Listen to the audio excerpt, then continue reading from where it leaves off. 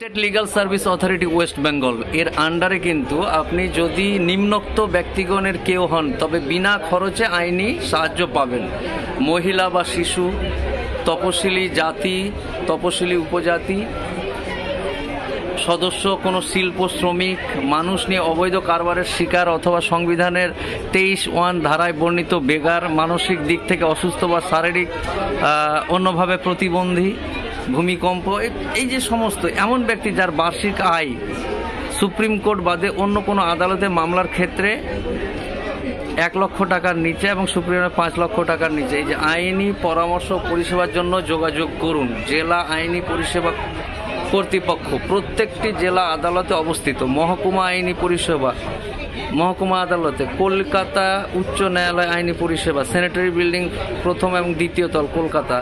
এই যে এটা হলো হেড অফিস, পশ্চিমবঙ্গ রাজ্য আইনি পরিষেবা কর্তৃপক্ষ, টোল ফ্রি এটা। আর এটা হলো ঠিকানা, এটা হলো লোগো।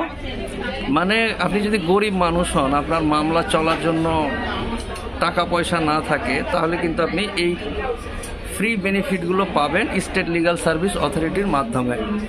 এই যে আইনি কথা, এই কলকাতা বইমেলা, আন্তর্জাতিক বইমেলাতে, হ্যাঁ কলকাতা আন্তর্জাতিক বইমেলাতে এনাদের স্টল, এখানে এসেছিলাম।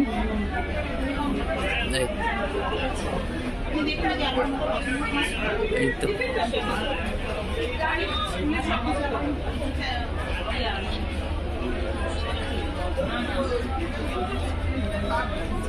সব অ্যাওয়ারনেস, মানুষকে সচেতন করার জন্য।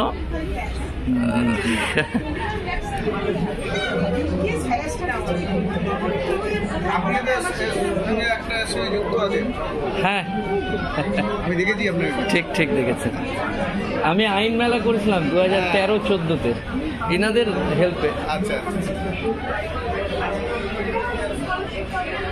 মিডিয়েশন মানে মধ্যস্থতা আর কি, ওই বাড়িতে বসে মধ্যস্থতা না করে এখানকার মধ্যে ইনাদের মাধ্যমে যদি মিডিয়েশন করে তাহলে ওটা পাকাপোক্ত হলো।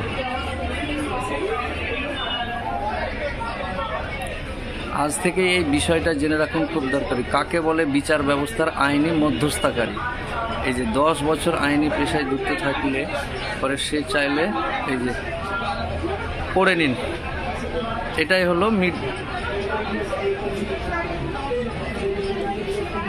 মধ্যস্থতাকারী। এটা বাংলাতে লেখা আছে। এই যে মিডিয়েশন বলছি,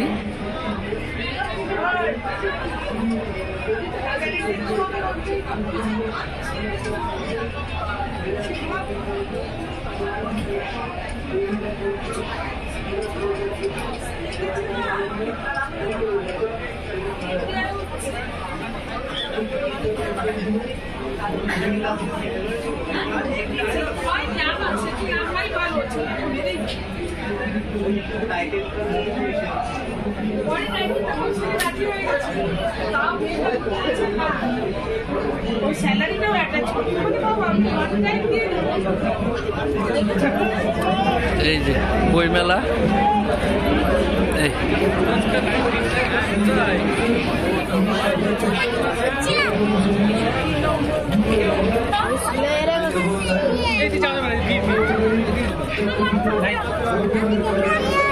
আরে